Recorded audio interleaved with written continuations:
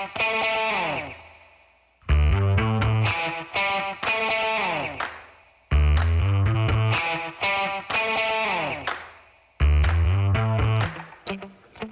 folks. Welcome to another episode of Film Study. This is Ken McKusick, and we're here to continue our Recollections series today. And today we're going to talk about Sam Adams. 2 years a Raven, two very impactful years in 2000 and 2001. Like Shannon Sharpe, played those same seasons. And like Shannon Sharpe, we're going to talk about him with Sean Asher. Sean, how you doing? I'm good, Ken. How you doing tonight, buddy? No complaints at all. And I got to tell you, really appreciated all your takes on Shannon Sharpe. It was a very fun episode, very well done. We went way over in terms of time. Hope the audience will forgive us on that, but it was a lot of fun chewing up the very short but eventful tenure of Shannon Sharpe. And we're going to hopefully give Sam Adams his due in a similar way. Although I think in some ways there's a lot less to talk about him in terms of highlights. Yeah, definitely not a big stat sheet guy. And I think of, if I had a Mount Rushmore of favorite players for Ravens, me personally, I love Ed, I love Ray, I love Jonathan Ogden, I love Lamar. But for me, it's the technicians and the dirty work guys that make my personal Mount Rushmore. And it's not about greatness for me. It's about technical, doing what you're supposed to be doing, and even if you are undersized or not fast enough, and if you get beat every time, it's okay, because you're a technician and doing what you're supposed to be doing. Just some other dude beat you. I get that. So Sam was acquired as a UFA prior to 2000, spent 2 years with the Ravens. He was still only 27 and 28. So he spent his first 6 years in Seattle. I think that was under the terms of the original CBA, that as a first round pick, he got a 6-year contract, or maybe it was common to sign guys for 6-year contracts. The other thing about Sam Adams, I think a lot of people have forgotten now, is that he was drafted number 8 overall by Seattle. Man. So in some ways, even though he played pretty well with Seattle, he never made a Pro Bowl, never was all pro. His career to that point was kind of a disappointment. Yeah, so I went back and looked at the Seattle rosters back then, and not a ton of talent around him on defense. There was a couple names that I recognized and remembered some things about, but there wasn't anybody that I was like, oh, wow, okay. And also, his tackles at Seattle, they were up. So, to me, it's somewhat indicative of you don't have a lot of linebackers behind you that are shooting gaps and making plays. So, kind of made sense. The guy who played with him that was a big name and was a great player was Cortez Kennedy. And it wouldn't surprise me if he was really taking a lot of the limelight in the way that Aaron Donald really overshadows every lineman he ever plays with. Yep. In terms of stuff in the stat sheet. But Cortez Kennedy played for, I think the Seahawks were 2-14 the year that he won Defensive Player of the Year. So that really takes something for a player to get it then. Adams had a top of 7 sacks and 23 total in his years at Seattle, but 7 in 1997. Yep, not a bad year. And I think the same way he could have gotten overshadowed in Seattle, he probably got overshadowed similarly in Baltimore by Tony Siragusa. And not just for play and making impactful plays, but also Goose was a dude that you knew his name and you knew what he was about, and he made sure that if you were watching on Sunday, you knew what he was about. So, maybe part of Sam Adams not being such a household name for Ravens fans, and even now and even in that time, could have been just lining up next to Goose. I think that's a very real point. And Goose, much more of a personality, much more of an easy interview. They had kind of a rivalry between them in a way, and kind of a brotherhood in another, that they each didn't want to be told how to manage their weight to play football.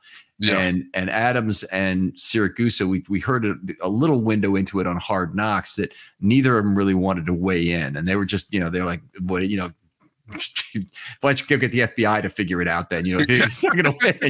I can just see those two guys showing up for the Harbaugh, what do you call it? The drill they run at the beginning, the conditioning drill. Yeah, the conditioning test. And I can see those two guys saying, to hell with this thing. I'm here to play football. I could see Sam Adams just sitting on the sidelines saying, hell no. I could see Tony Siragusa walking in with a dozen Krispy Kreme donuts. Telling him, hell no. Yeah, exactly. Would you like one of these? Yeah. I can spare one. Handing them out to the wide receivers as they finish. Yeah, I can see Goose doing that. But yeah, I mean, Sam Adams, like I said, I love the technicians, but when you first release this, you're doing this series of player recollections. Number one on my Mount Rushmore of technicians that I love the way they play the game was Jared Johnson. So it's like, Jared, you're like, he's already taken. I'm like, all right, let me go back a number. Let me go back a generation for that number 95, and let's talk about Sam Adams. Yeah, a lot of things made his game really special, but he was a very productive tackler at Seattle, much more like Kelly Gregg in terms of they allowed him to be the penetrator, make a lot of plays, even with Kennedy there, piling up a lot of other stats as well. The other teams were running on Seattle a lot because Seattle was behind a lot. Yep. With the Ravens, there wasn't as much of that, particularly in 2000, and other teams really pretty quickly decided they weren't going to be able to run the ball on the Baltimore Ravens. They only allowed 2.7 yards per rush. If you take that out, the, actually, I think it might be 2.7 if you take out the kneels. But they allowed only 960 yards for the season, which was the lowest of all time. It just, I think, is the greatest testament to Adams of all of this. He was initially used like Siragusa as a two-down player. Siragusa stayed as a pure two-down player in his time with the Ravens. He wasn't a guy you ever really had on the game on third down unless it was 3rd and 1. Yep. Adams' case, they initially in the 2000 season, they didn't keep him on the field on 3rd and 5, 3rd and 7, whatever it might have been. They used Rob Burnett on a kind of a slant nose technique and a 3-man line of Bulware, Burnett in the middle, and McCrary, which seems outrageous, with Ray Lewis, the only linebacker behind them, who really roved the line of scrimmage looking for pass rush opportunities, and then 7 defensive backs. So they had a quarter backfield. They played a lot during that season. They played a ton of dime as well, but 34.5% dime and quarter that year. But the thing that really got me about Adams is, as the season moved on, he was the one lineman that they would try and keep getting on the field. And he ended up picking up a lot of third down snaps that season, and he became much more of the very disruptive first step player that I remember. Yeah. So as I was going back and prepping for this, you could see. Yeah, I couldn't find the week 1 Pittsburgh game, but I could see the week 2 Jacksonville game. And there's a lot of plays that, like, Sam Adams' impact in the run game is huge. Like, there's a couple plays. I encourage anybody to go find that Jacksonville game and look for 95, and you'll see exactly what we're talking about here with him, taking on double teams, moving dudes, and creating not even lanes for Ray Lewis, space, space, so that Ray Lewis can navigate all sorts of ways around to try to get to a tackler or get to the ball carrier.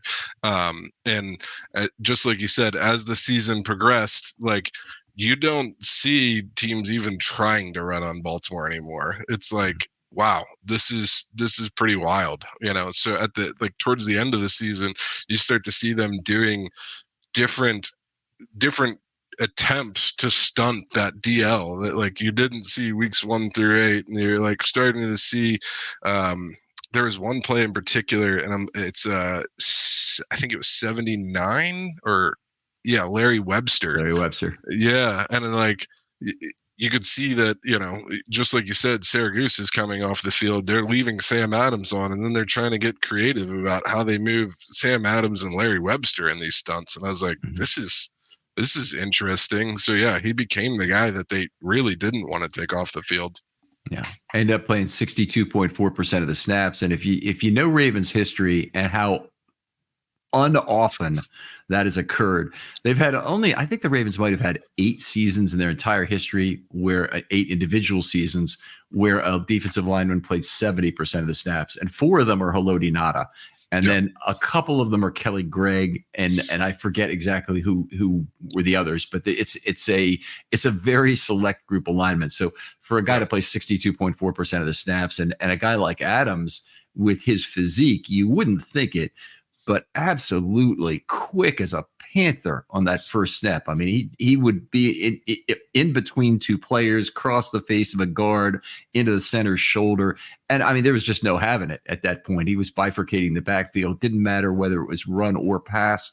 And what his presence does is very similar to what Michael Pierce does today. Michael Pierce really more of a run defender, but he pushes guys back and he forces running backs to make choices that they don't want to have to make in the flow of a play, and that creates plays for other people. Adams did not have a whole lot of tackles in that year. I have to go back and see exactly. Yeah, not a ton. It's like 23 or something. It was some 23. Relatively small number of tackles. 23 combined, in fact. I'm sorry, 27 combined. 23 solo and 4 assists. But anyway, still a fantastic year by any measure. And believe me, even though he shows up with 1 or 2 sacks that year, he got a ton of pressure on the quarterback. He was in the backfield, and when you really look at the second half of that season and the way he's in there, he's creating a lot of havoc in the offensive backfield.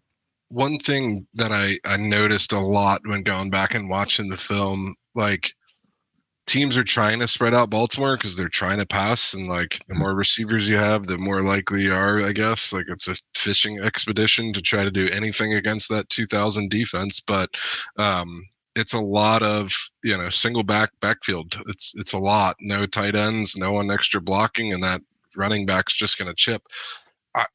I'm not trying to take anything away from McCrary at all, but McCrary was on that island a lot because Sam Adams is taking the double team so many times. Sam Adams is forcing the guard center on him, and you're picking your poison whether it's him or Goose, and maybe it's just favoritism because he's my dude that I'm like noticing more that they're taking Sam Adams than they're doubling Goose. But yeah, there's a lot of plays. There's one in this, was it the Super Bowl or it wasn't the AFC, it wasn't the Titans, I can't remember. It was one in the playoffs where McCrary gets the sack, and like it's just the quarterback's looking and he was trying to step up, but like you can't because Sam Adams, even being double teamed, is still moving the pocket. So yeah, there was a lot of that type of stuff with Sam Adams going on. Yeah, that might have been on that first series of the Super Bowl. I'm trying to think back of it, but my recollection, and correct me if I'm wrong, is that Adams is offsides on the very first play to set up 1st and 5. And it's like, no big deal. They're not going to make 1st and 5. Right. and they sure enough, they stopped them. And I think, I don't remember if it was 3rd and 2 or 3rd and 4 or what it was when they got there, but McCrary came off the edge. And you've described it exactly correctly, is that those double teams were focused to try and stop a player like Adams. And I think that's why they realized he was so valuable there, is they had 3 other good matchups. They had Boulware, they had Rob Burnett, who ended up leading the team in sacks, and they had McCrary, who were then getting a one-on-one look. And those are 3 pretty talented pass rushers to leave in that sort of situation. Yep. And the other thing, this is a very random and obscure reference. Some listeners may remember this guy. Michael Turner, running back for the Falcons, like just a bowling ball and could just bounce off dudes. And like, he was dangerous once he got it going, but Sam Adams was like very similar to that. Like, if you did not get hands on him and stop that steam coming off the line, like, it was a problem. It was a real problem. And there's so many plays early in the season where like he's forcing dudes way out wide just because he's so quick. And it's like you're exposing your whole offense to so much when your offensive line is not standing next to each other, when they can't reach each other because Sam Adams has your guard and your tackle, 3, 4, 5 yards away from the center. It's like you're playing with fire there, and Sam Adams did that a lot. Yeah, great player for sure in terms of his effect, and it's I would go back to what you said in the episode about Shannon Sharpe. Is you really just need to go back and watch individual plays, watch the whole game. If you can get a cut up of Sam Adams from that era, you probably can't. But he's not a hard player to find if you're watching any from that era. No, he's not. So even though Goose is a big guy, I mean Adams is very recognizable, and you can see what he's doing. How about some highlight? I have more highlight occurrences with him on the team than I have highlight plays for him. I did find two plays, no, really one play that I thought was really a true highlight of his, where he got to make a play that was kind of a big thing in 2000. But other than that, I mean, it's really hard to find individual plays for this guy. No, I mean, well, for the Ravens, like it just wasn't the big flashy things, like, so the highlight reel that exists of Sam Adams is all Seattle. And then I think he went to the Bengals at some point in time. And, there's a lot of highlights of Sam Adams, but in terms of Ravens, like there wasn't a ton there. There was one, the Super Bowl, and this is different than the play I was just mentioning, but it's the same thing. McCrary gets the pressure, the Chris McAllister interception. McCrary gets the pressure, and like if you look at that play, it's you don't see Sam Adams making a huge impact on that play, but when you know how football is supposed to work or how they're trying to draw things up, like you see that McCrary's on that island because Sam Adams is like just eating this double team, and he's pushing the pocket, and it's just McCrary just makes an excellent play, but like McCrary's not getting any help on that because Sam Adams is in on that play. Mm-hmm. Yeah, just a incredible way. We could talk, I'm sure, about a lot of the generalized thing he did, but he's part of one of the greatest run defenses of all time. He did, while the Ravens were not scoring at all. He missed a game actually in DC where they had a 91-yard rusher. They almost had their epic streak broken of 100-yard games. But Davis, I think that's the guy's name, was the running back. I'm trying to remember his first name, but it wasn't Mike Davis, but it was like a I'm losing it, but I believe his name is. You're looking it up. Obviously, that's great. I appreciate that.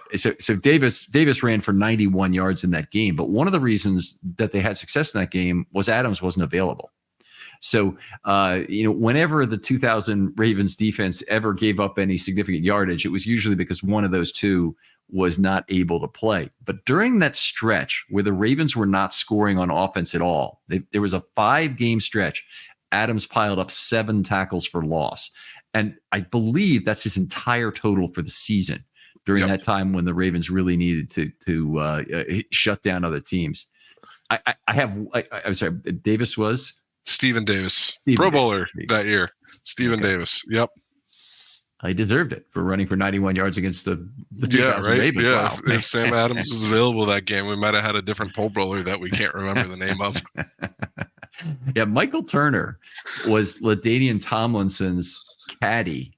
He was the backup to LaDainian Tomlinson, so kind of like in the same way Priest Holmes went wild when he went somewhere else. Well, Priest Holmes actually did go wild when he went somewhere else, but and I don't know if Turner was really the kind of impact back. He had a Atlanta. couple seasons in Atlanta, but I mean, it was also the great offensive line. You had Tony Gonzalez, you had Roddy White, and Julio Jones. So like, pick your poison, So like, but just the style is what I was referencing. Like how if you didn't stop that guy early, like he was going to bounce off some things. Yeah. This is one play that I recall from Rob Burnett in 2000 is Rob Burnett had a forced fumble in the opener against Pittsburgh. It was in the first quarter, I believe. Sam Adams fell on the football at the 14-yard line, or picked up the football and ran to the 14-yard line, which might have been a couple of yards of return distance there. No score at the time. 3 plays later, of course, the Ravens are in a field goal situation. That's what the offense did with the turnovers a lot that year, and they got the only 3 points they'd need to win the football game that day. Went up 3-0. Never looked back. They had their first of the 4 shutouts, but Adams set up that, and I believe that's the only turnover that he was part of in that 49 turnover season. So that is pretty remarkable. Wouldn't surprise me. Yeah, that he did not have any forced fumbles. He had one fumble recovery. Didn't have interception. So, the team that's known for those turnovers, believe me, he did have an impact on more turnovers than that. There's some quarterbacks who were very nervous, and some running backs who probably ended up fumbling the football.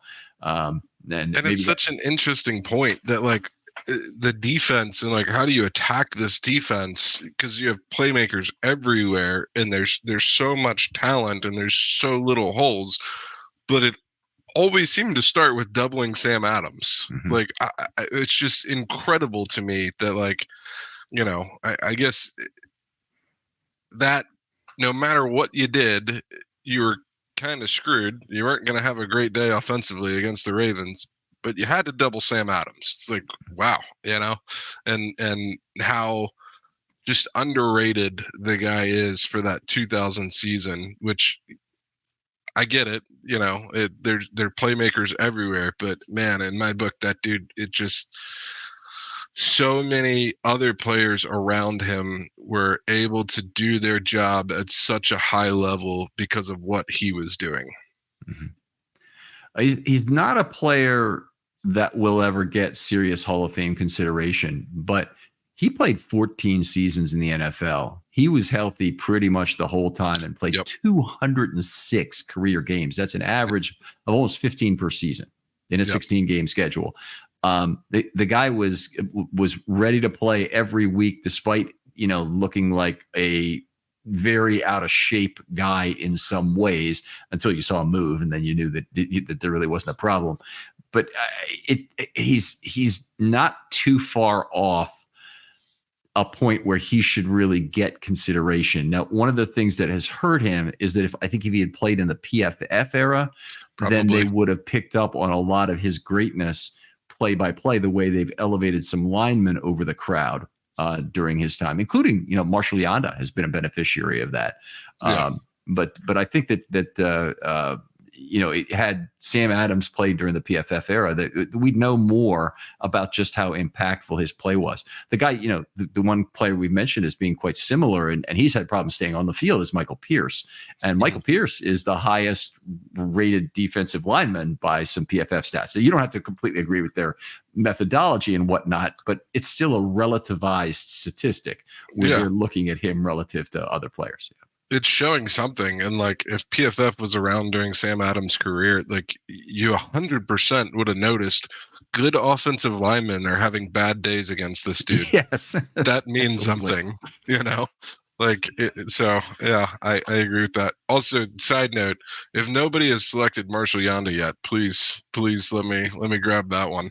Oh, you're welcome to, if you want to. He's almost too great to be on the series, because we're looking for some second tier players. But if you want to talk about Marshall Yanda, I'll do it. I appreciate the prep we do for these, Sean, and we can talk about that off air.